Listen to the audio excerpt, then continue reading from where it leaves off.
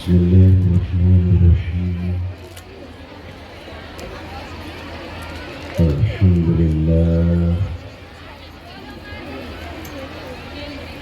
الحمد لله وكفى وسلام على عباده الذين اصطفى أما بعد.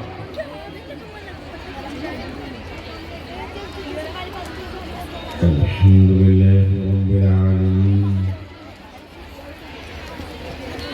والعاقبة للمتقين والصلاة على رسوله محمد وعلى آله وأصحابه أجمعين. رب اشرح لي صدري ويسر لي أمري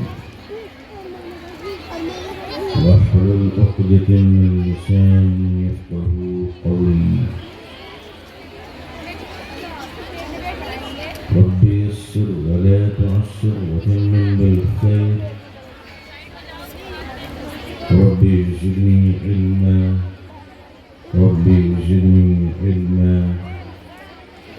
اللهم رب زدني علما والحقني بالصالحين.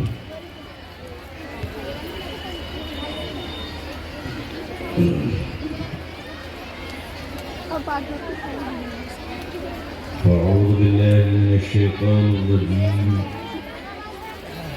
بسم الله الرحمن الرحيم. يا أيها الذين آمنوا اتقوا الله وكونوا مع الصادقين.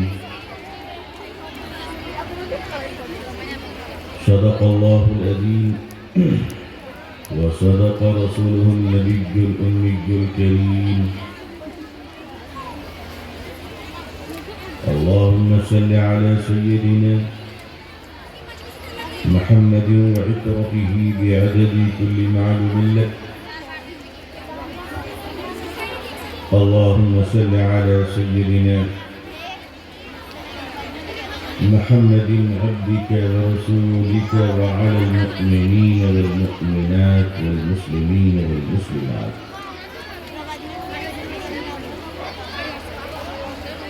حضرات علماء کرام، بزرگان محترم، خواتین امت اسلامیہ، اللہ تبارک و تعالی نے پوری دنیا میں انسان کو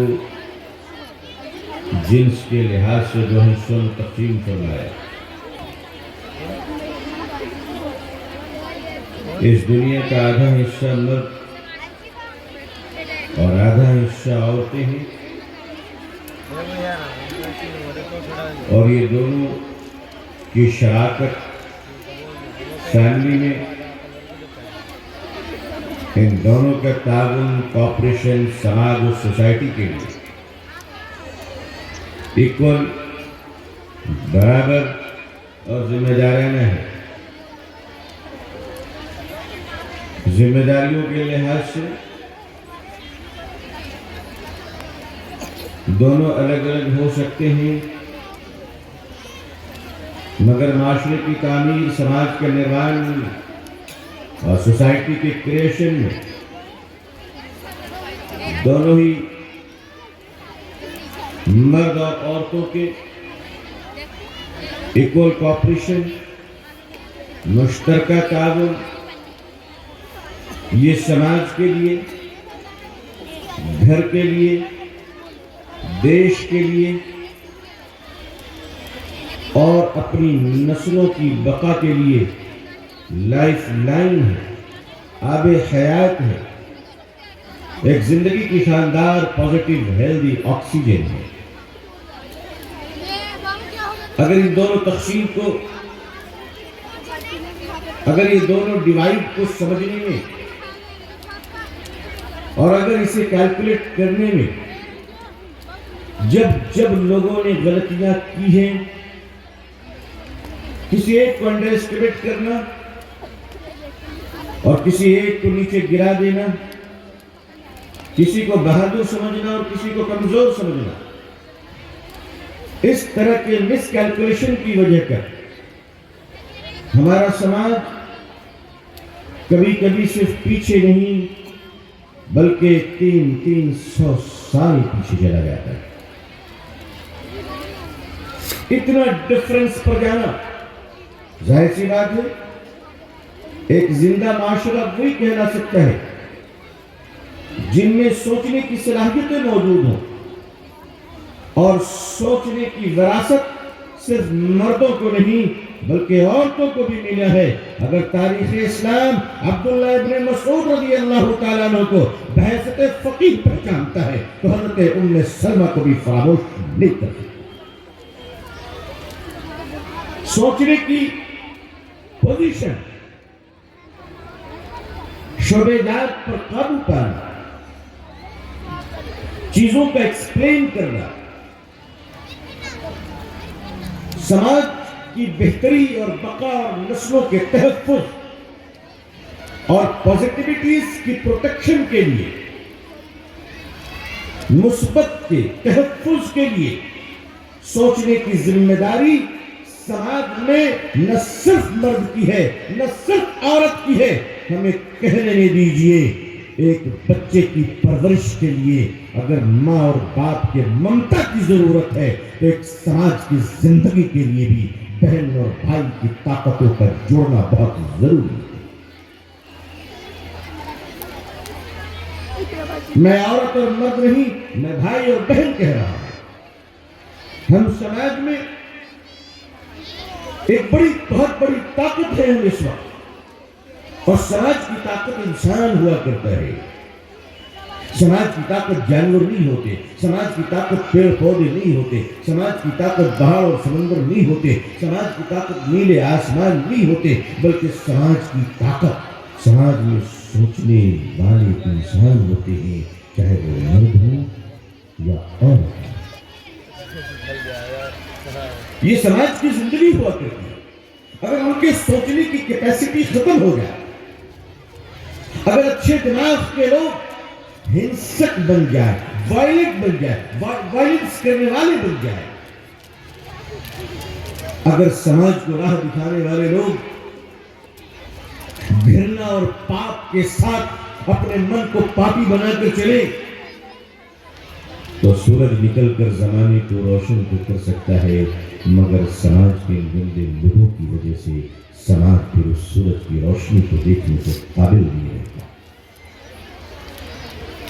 اس قابل بننے کے لیے یہ ضروری ہے کہ اپنی مانسکتا، اپنی مینٹیلٹی، اپنی ذہنیت کو صاف شفاف بنائے اور ہمارے دلوں میں، ہمارے ذہنوں میں، ہمارے سماج میں، ہمارے معاشرے میں سب سے پہلے ہمیں یہ طے کرنا پڑے گا ہم انسان ہیں اور ہمارے پاس انسانوں کی بہت بڑی گنجائش ہے.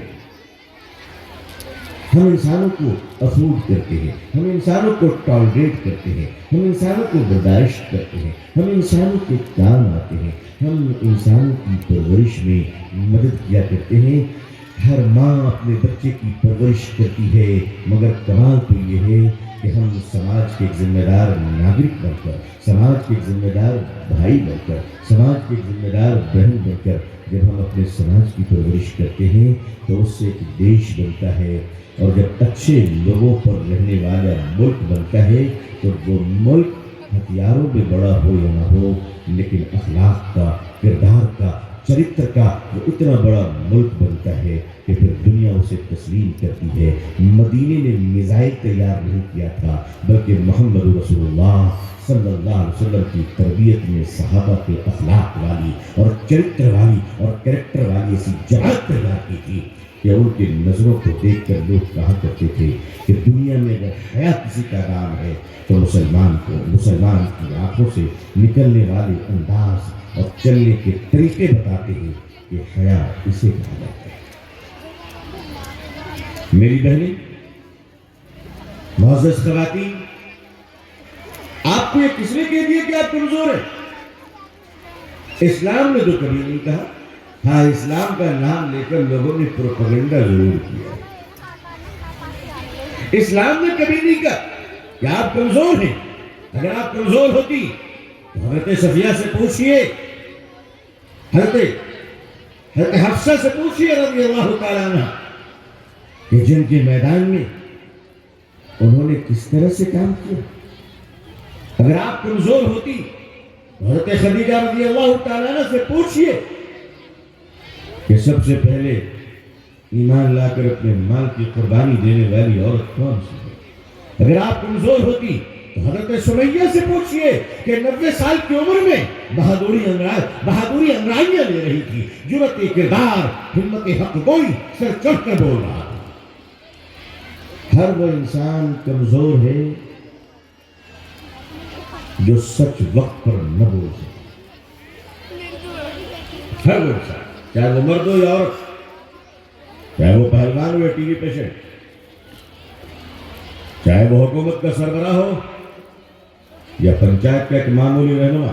معمولی تو کوئی بھی نہیں ہوتا، واچ مین سے لے کر چیئرمین تک سبھی کروڑ پتی ہوتے ہیں. نوبڈی، آج کل کوئی بھی معمولی نہیں ہے. اب تو معمولی کو معمولی بنانے کے لیے بھی بڑا خرچ کرنا ہوتا ہے. اب کسی چیز کو اگر کمزور کرنا ہے تو اس کے لیے بڑا ایکسپینسو ہے بھائی. جس طرح موٹے آدمی کو دبلا کرنے کے لیے بہت پیسے خرچ کرنے پڑتے ہیں، بڑی میڈیسن دینی پڑتی ہے، ڈائٹیشین سے ملنا، اور اس طرح سے آپ زندگی گزارے. تو کوئی بھی معمولی نہیں ہے.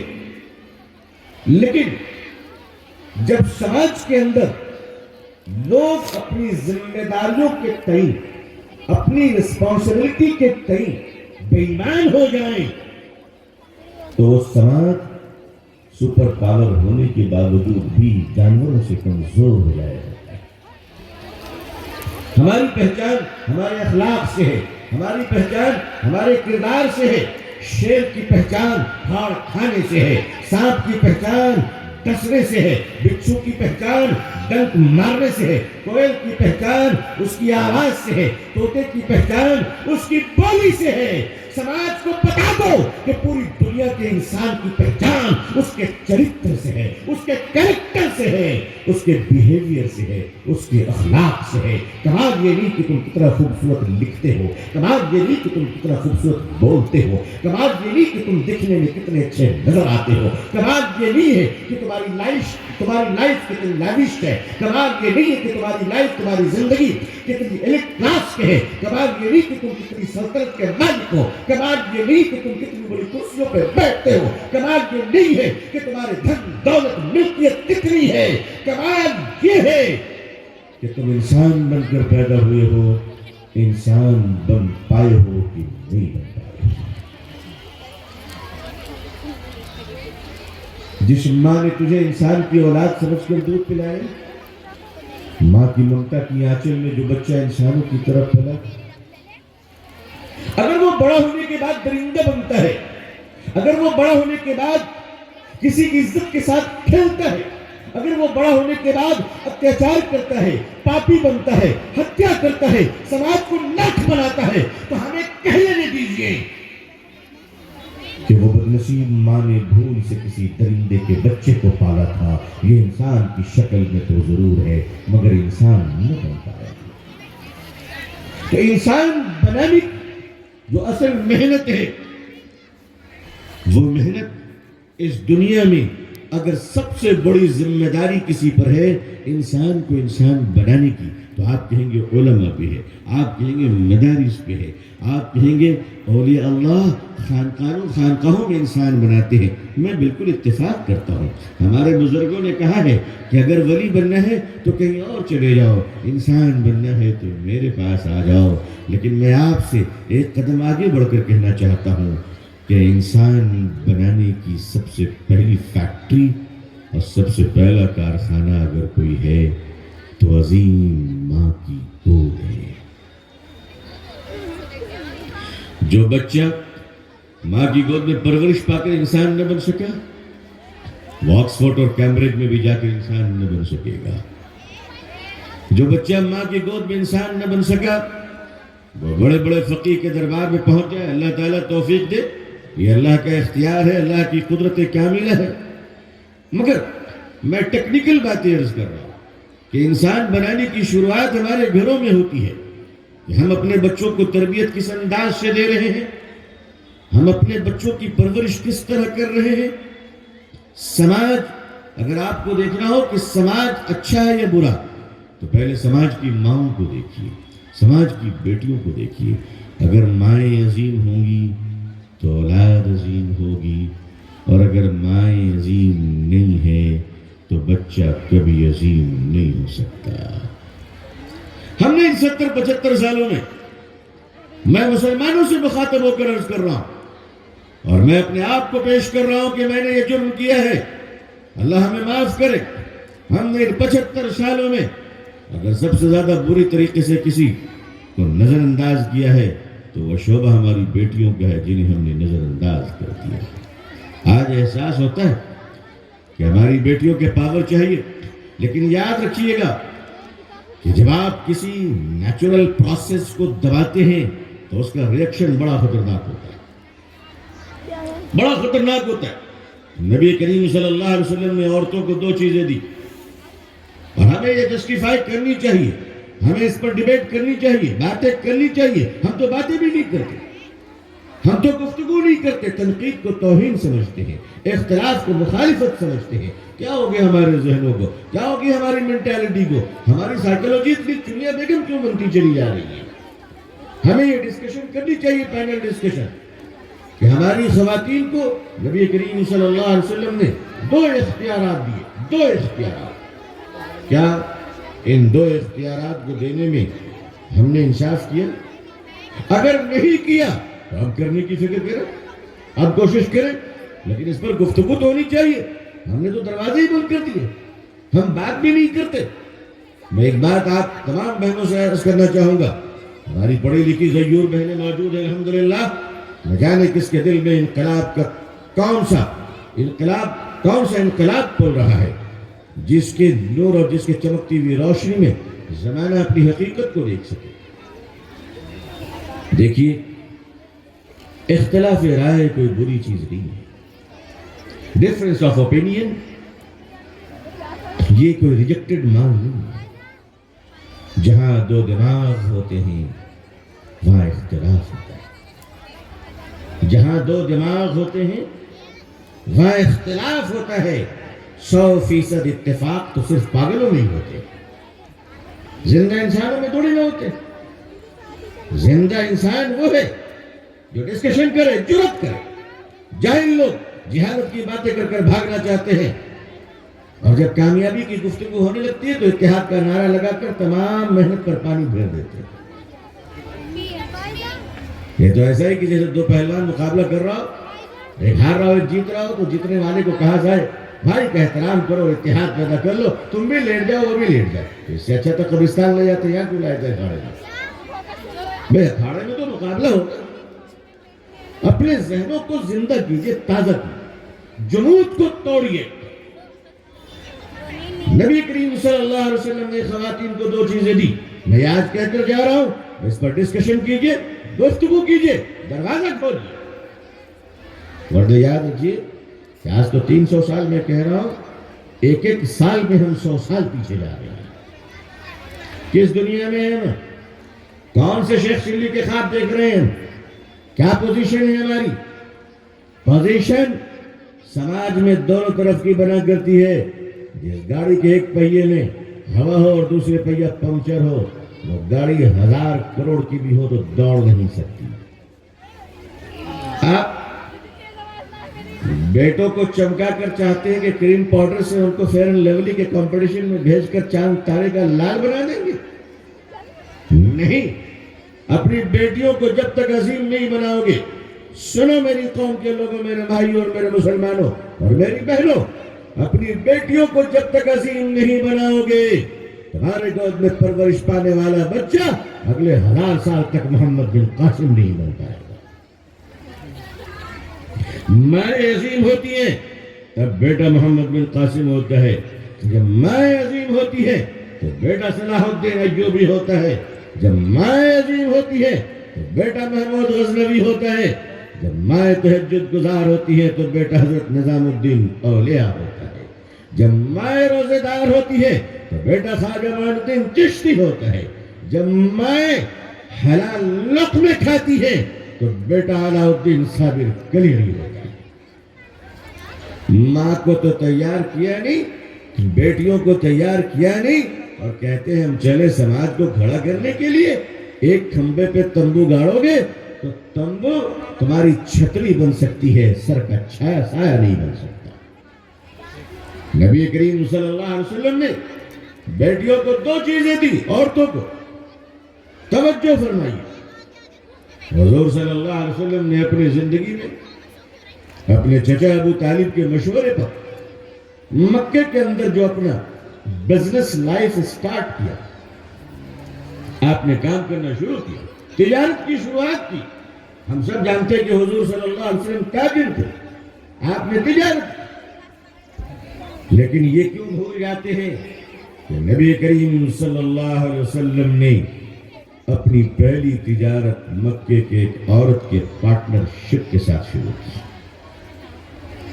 कयामत तक औरत को बता दिया गया कि औरत इतनी पावरफुल है कि वो चाहे तो घर में बैठकर कैपिटलिस्ट हो सकती है, वो घर में बैठकर कॉर्पोरेट कंपनी की ऑनर बन सकती है, वो अपने घर की चार दीवारियों में। देखो, मैं औरतों की तरक्की के खिलाफ नहीं हूं, मैं औरतों की तालीम और आला दर्जे पे पहुंचने के खिलाफ नहीं हूं, मैं तो बेहयाई के खिलाफ हूं, मैं तो बेगैरती के खिलाफ हूं, मैं तो बेपर्दगी के खिलाफ हूं। वरना हमारी बहनों ने वो इनकलाब पैदा किए हैं। ये अलग बात है कि अब तो वक्त वो आ रहा है कि मेरी बहनों, आपसे हाथ जोड़कर कहता हूं कि अपने हया और पर्दे और बुर्के की लाज रख लो, वरना तो अब ये नाचने वालियां इसको भी पहनकर रैंप में पहुंच रही हैं। जब आप डेकोरेशन देते हैं और हकीकत नहीं बताते, आप बुर्का पहनाते मगर हया नहीं देते, तो नकाब दुबई का हो सकता है, बुर्का कुवैत की हो सकती है, मगर जब इस्लामी तरबियत हमने अपनी बेटियों को नहीं दी है तो वो कीमती बुर्का भी बेटियों को नाचने पर ही ले जाएगी। आपके पड़ोस में आजकल रैंपिंग मॉडलिंग हो रही है रैंप पे, और वहां बुर्का पहनकर जा रही है और रैंप कर रही है। नौजुबिल्लाह, जब आप अपनी बेटियों की तरबियत नहीं करेंगे, तरबियत घरों में नहीं होती। इस वक्त वो जमाना तो जब घरों में हो जाया करती थी, अब घरों में तो माँ की तरबियत नहीं तो बेटी की तरबियत कौन करेगा। पहले हमारी माएँ अजीम हुआ करती थी, पहले हमारी नानी और दादी इतनी अजीम हुआ करती थी कि वो घर में इतना पढ़ा देती थी कि मदरसे जाते थे तो पता चलता था कि 4 साल निसाब हम अपनी माँ के पास मुकम्मल करके आ चुके। और ये मैं कोई अफसाना और फलसफा नहीं बयान कर रहा हूँ, मैं उन राज से पर्दे नहीं उठाना चाहता हूँ, इशारतन अर्ज करना चाहता हूँ कि 1 साल अपनी माँ के पास पढ़कर जब एक बच्चा मदरसा जाता है तो इम्तिहान में मालूम होता है कि 4 साल का निसाब तुम्हारी माँ ने 1 साल में मुकम्मल करवा दिया। माँ की बरकत, माँ का फैज़। जब माँ अजीम होती है, जब दादी और नानी अजीम हुआ करती है तो बच्चे अजीम हुआ करते हैं। माँ अजीम होती है, बेटियां अजीम हुआ करती है। अजीज़ान मिल्लत, एक ज़माना था कि जब हमारे घरों की बूढ़ी औरतें, दादी और नानियां बारीक कपड़ों के दुपट्टे अपने सरों पे नहीं रखा करती थी। वो कहा करती थी कि मैं उन कपड़ों के दुपट्टे अपने सर पे कैसे रख सकती हूँ जिससे सर के बाल झलक जाए कि बाल सफेद है या स्याह है। मुझे माफ कीजिएगा मेरी बहनें, आज हमारी समाज में बुर्का तो हमने जरूर दे दिया है, लेकिन मैं आपका छोटा हूँ, शायद ये कहने की इजाजत चाहूँ कि मुसलमानों, अपनी बेटियों को जो तुमने बुर्का पहनाया है, शायद उस बुर्के को भी एक बुर्के की जरूरत है। कि जिन कपड़ों के दुपट्टे हमारी दादी और नानी सरों पे नहीं रखा करती थी, उससे बारीक कपड़े, शलवार और लेगिन पहनकर मुसलमानों की बेटियां शॉपिंग मॉल में टहल रही हैं। आप कहां से अजमत पैदा करेंगे? आप किसी कौम को किसी चीज को दबा नहीं सकते, आप समझा सकते हैं। दबाने और समझाने में फर्क है। नबी करीम सल्लल्लाहु अलैहि वसल्लम ने मिल्लत इस्लामिया की तरबियत दबा कर नहीं, मोहब्बत से की है। और हुजूर सल्लल्लाहु अलैहि वसल्लम ने औरत को पावरफुल बनाया। हजरत खदीजा इतनी मालदार और इतनी बड़ी बिजनेस वुमेन एम्पायर थी कि आपने दीन इस्लाम की मदद की और आपके पैसे इस्लाम पर खर्च हुए। दूसरी चीज, नबी करीम सल्लल्लाहु अलैहि वसल्लम ने बेटियों को तालीम का हक दिया, लेकिन तालीम के मेयार क्या हो, तालीम के सेंटर कैसे हो, तालीम का निसाब क्या हो, तालीम का निजाम क्या हो, इस पर बहस हो सकती है, इस पर डिस्कशन हो सकती है और होनी भी चाहिए। मगर मैं उस कौम से आज मुखातब हूं जो कौम गली गली में कबाब की दुकान खोलती है, जो कौम बिरयानी सेंटर खोलती है, जो कौम पराठे और हलवाई में मशहूर है। ہمارے پاس ادارے کم ہوں گے. آج اللہ کا شکر ہے ہمارے علماء اور اکابرین کو اللہ جزائے خیر دے کہ آج وہ ایسے ادارے کھول رہے اور وہ آپ کی مدد سے کھول رہے, وہ آپ کے تعاون سے کھول رہے. علاقے کا ایک ایک بچہ, ایک ایک بہن, ایک ایک مرد مبارکباد کے مستحق ہے کہ آؤ اور ایسے ایجوکیشن سینٹر کھولو جہاں تمہارے چھت ہو, تمہاری دیواریں ہو, تم حیا کے ساتھ, تم پردے کے ساتھ, تم محبت کے ساتھ, تم دین کے ساتھ ریلیجیس ایٹماسفیئر میں اپنی بیٹیوں کی ڈگری کمپلیٹ کرواؤ. اور تمہاری بیٹیاں اسکولنگ کمپلیٹ کر کر جب 12ویں کلاس کی سند حاصل کرے تو پتہ چلا کہ اسی دیوار کے اندر بیٹیاں حافظہ بھی بن چکی ہیں اور عالمہ بھی بن چکی ہیں.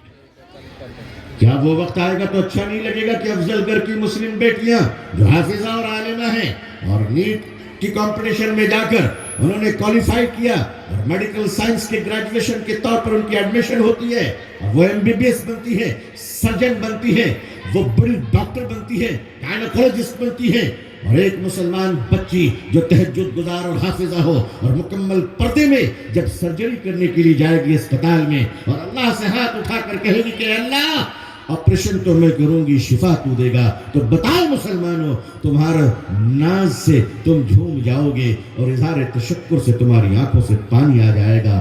آئیے, یہ تو دیش سیوا ہے, یہ تو راشٹر سیوا ہے, یہ تو مانو سیوا ہے. اپنے بچوں کو اچھا تیار کرنا تاکہ دیش کو ایک اچھا ناگرک مل سکے, اپنی بیٹی کو اچھا تیار کرنا تاکہ دیش کو ایک اچھی بہن مل سکے. آئیے ہم سب مل کر اپنے سماج کے پرتی سنویدنشیل ہوتے ہوئے, حساس اور سینسیٹیو ہوتے ہوئے, اپنے سماج کو جو لوگ اچھا بناتے ہیں وہ ملک کو بھی اچھا بناتے ہیں, وہ دیش کو بھی اچھا بناتے ہیں. اور اسی میں ہماری کامیابی اور نجات ہے کہ ہم 100% اسلام کے دائرے میں آ جائیں.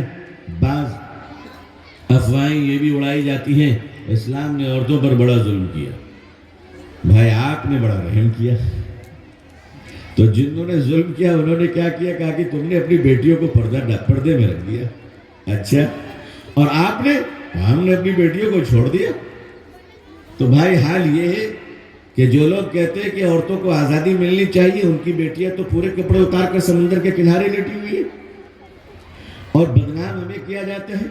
عزیزان ملت, اگر تم اپنے گھروں میں اپنے زیوروں کی حفاظت کر سکتے ہو, اگر تم اپنے قیمتی جوتے اور چپل کو بھی حفاظت سے رکھ سکتے ہو, اگر تم اپنے گھر کے دودھ کی حفاظت کر سکتے ہو, اگر تم اپنے کپڑوں کی حفاظت کر سکتے ہو, تو ہم اتنے گئے گزرے نہیں ہیں کہ ہم اپنی بیٹیوں کی حفاظت نہ کر سکیں.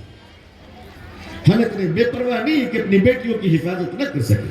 ہر باپ اپنی بیٹیوں کے سر کا بہت مضبوط سایہ ہوتا ہے. ہر بھائی اپنی بہن کی طاقت ہوتا ہے. بیٹا ماں کی حیا ہوتا ہے. شوہر اس کی پوری آبرو ہوتی ہے. اسلام نے عورت کو سب سے بڑی آزادی یہ دی ہے, اسلام نے عورت کو سب سے بڑی آزادی یہ دی ہے کہ عورت کمانے کی فکر سے آزاد ہے. کمانے کی فکر سے, مولانا صاحبان بھی ذرا ٹھیک سے سنیے, آپ لوگ حقوق پورے بیان نہیں کرتے. اگر ہماری بہنوں کو صحیح حق معلوم ہو جائے تو پتہ چلے کہ ایک روٹی دوسرے کی بھی ذمہ داری ہے بنانے کی. ہماری بہنوں کو سب سے بڑی آزادی ہے کہ ہماری بیٹیاں کمانے کی فکر سے آزاد ہے. شوہر جتنا بھی کمائے گا اس میں بیوی کا حق ہے کہ نہیں؟ اور اگر وہ جیب سے نکال لے تو چوری کا الزام نہیں لگے گا. لیکن میں اس کو آپ کو کہتا نہیں کہ ایسا کرنا شروع کر دے, ورنہ پورے محلے کی جیب خالی ہو جائے گی, لوگ مجھے ڈھونڈیں گے.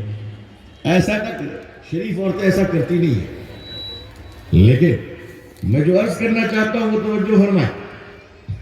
شوہر جتنا بھی کمائے گا اس میں اس کی بیوی کا حق ہے. شوہر کو اس کے باپ سے جو پراپرٹی ملے گی اس میں بھی اس کی بیوی کا حق ہے کہ نہیں بھائی؟ ارے بھائی حق ہے کہ نہیں؟ شوہر کو کچھ بھی ملے اس میں اس کی بیوی کا حق ہے. بیٹا جو کمائے گا اس میں بھی اس کی ماں کا حق ہے, اور بھائی اگر کماتا ہے تو اس میں بھی اس کی بہن کا حق ہے, اور باپ کی پراپرٹی میں بھی بیٹی کا حق ہے. آپ غور کیجئے کہ ایک بیٹی کو کتنی طرف سے برس رہے ہیں ماشاءاللہ. شوہر کی طرف سے بھی, باپ کی طرف سے بھی, بھائی کی طرف سے بھی, بیٹے کی طرف سے. لیکن اب آگے کام کی بات سنی. شوہر